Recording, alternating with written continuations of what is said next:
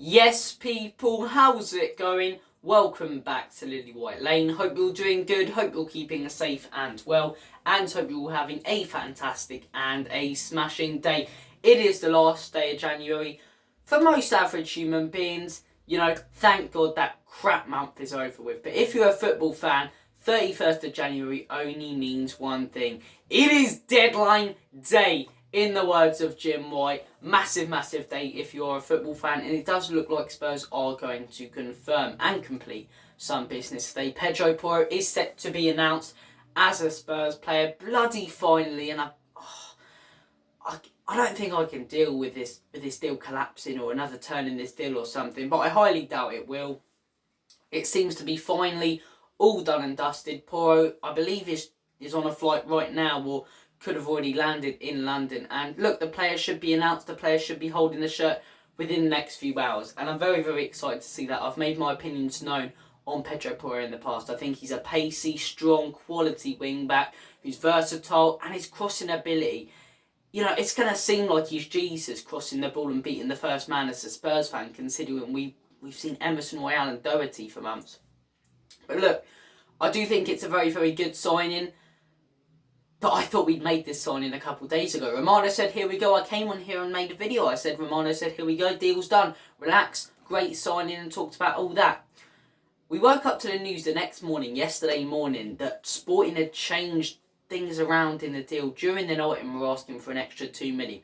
Now, as much as that's slightly naughty, and it's sort of like, hang on, the contracts and everything were agreed, now you're changing it. At the same time, it understandably caused frustration in the Spurs fan base, because it's an extra 2 million, and we all know as Spurs fans what Daniel Levy and Enoch are like as owners.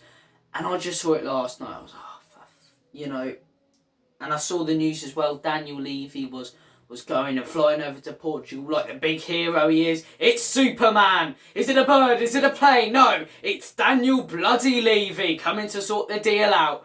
But I think, like most Spurs fans last night, you saw that Daniel Levy was going to sort the deal out and taking control, and I just thought, yeah, okay, this deal's going to collapse because of an extra 2 million. But no, Spurs did sort the deal out last night. Daniel Levy did negotiate with the Sporting officials, and the deal is finally done. No more changing from Sporting. Porro should be flying to London, as I say now. He should be in London now, and the deal is done. First time in a long time that I've seen Fabrizio Romano get here we go wrong. Well, I say that, he got here we go wrong for Danjuma. What's going on, Fabrizio? He said, here we go for Danjuma to Everton, and then 2 minutes later said, here we go for Danjuma to Spurs. He said, here we go for Porro twice.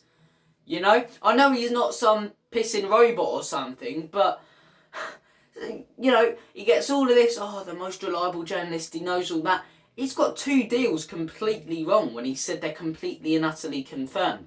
Do you know what I mean? But look, it is finally over the line. Pedro Porro, to sign for Spurs, should be announced tonight. And look, I think you've got to assess this January window. And could have we done more? Of course we can. Of course we could have done more. I would have liked to see a new centre-back brought in. Potentially even, a new left wing back until the end of the season. I don't think Perisic has been excellent. Maybe a new midfielder even, but I think right wing back coming into this January transfer window was a priority, and we've got our priority.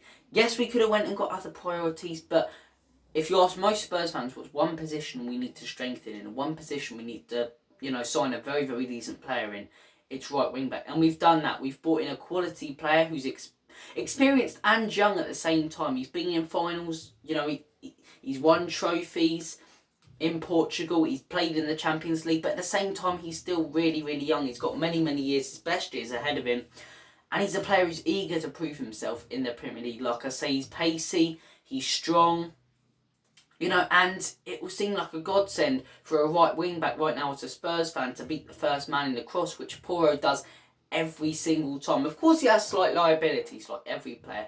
Defensively, he's not excellent, but he's still better defensively than Royale and Doherty, and the 2 right wing backs we do have at the minute. We wouldn't know with Jed Spence. We haven't seen him play this season, but he is better than the 2 right wing backs we do have now defensively, and going forward, he's a million times better than the 2 right wing backs we do currently have. He's got some of the best crossing stats in Europe. He's proved himself in the Champions League, and both times we saw him, home and away against Spurs, he really shined. I'd argue he was man of the match when they travelled to the Tottenham Hotspur Stadium time after time after time again, whipping balls in to Marcus Edwards and from corners to Ignacio and St Just and their centre-backs, I really, really like the player. I think he always makes the right decisions. He's a very smart footballer. He's young.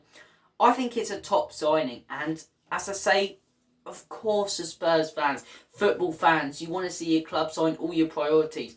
But we have signed the position we needed most in this January transfer window. And for me, I truly believe now we can go on and get Champions League football. Would that be a major success? You guys debate it. It's what we got last year. Great Champions League football. It's not really a trophy. But at the same time, I do think we can get Champions League football, which I think is crucial in terms of keeping the players we've got. And potentially, I emphasise that, the manager that we've got right now. And the reason I say that is that Newcastle United haven't been in this predicament before. They haven't been contending for top four. And they are slightly a young team. I could see them potentially crumbling. And Manchester United, everyone going, United are on a great run. United top four confirmed. Who have they bought in the January transfer window? They've bought in Weghorst. Okay. But Eriksen's out, I believe, until the end of, the end of April, I believe it is. Eriksen, one of their most crucial players, is out. If they get a couple of injuries, they could completely collapse. And considering we're only 3 points off them and they've still got some very, very tough games to play, I could see us finishing above them. I really could. We'll wait and see what happens with top four, though. But look, Pedro Porro and Danjuma, that seems to be Tottenham's transfer window. We heard from journalists earlier that once the Porro deal is announced, that is Tottenham closed for the January transfer window. And of course, it's slightly frustrating when you're seeing Chelsea splashing their cash, 120 million on Enzo Fernandez and everyone making more signings. But at the end of the day, has it been an outstanding January transfer window? No. But has it been a bad one? No. We've strengthened our main priority and we've brought in some good depth up top. I still believe we need, a top centre-back to really challenge for trophies and Champions League.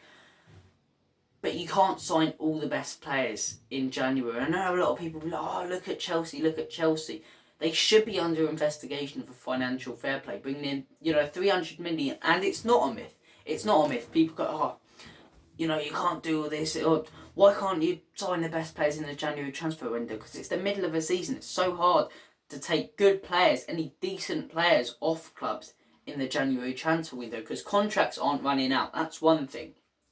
That's one thing in the summer where you can sign top players. So the only players teams tend to sign in January are panic buys and players who clubs don't really want. So the fact we got Porro over the line, who's Sporting's most valuable asset, I'd argue, I think that's a great deal. Danjuma, I think we'll wait and see with him. I don't think it's a terrible deal. I don't think it's the best deal. I would have preferred for us to go in for a centre-back instead of Danjuma. I would have preferred to see that money invested in a centre-back. But it does frustrate me sometimes. And you've got to consider, I'm leaving Inic out. I don't think they've done enough. I'm not going to go into that. I'll save that for another video. But some Spurs fans go, and a lot of Spurs fans, look at these clubs doing business. Look at Everton. I've seen a couple Spurs fans, idiots today, going, look at Everton. Look at the business they're doing. Why can't we sign players? Look at Everton. Bottom of the league. Owners don't care. Just because they're signing a player. It makes Spurs, they're signing a player, we need to do that. We've signed a couple of players, and I think the two players that we have signed can really, really improve our team until the end of the season. Thank you for watching this video today on Transfer Deadline Day. You never know. You never know with Deadline Day, that's all I'm saying. Milan Skriniar to Spurs later, here we go. No, I'm joking. It wouldn't happen anyway, he's got a PSG, but you never know, he might be linked with the centre-back, but I think all our business is done. Pedro Porro and Danjuma, I'll leave it up to you guys. What do you think about those two signings and this January transfer window? Thank you for watching this video. Take care of yourselves, all the best, God bless, and as always, come on you Spurs. In Conte we trust. Enoch and Levy out. Up the Spurs.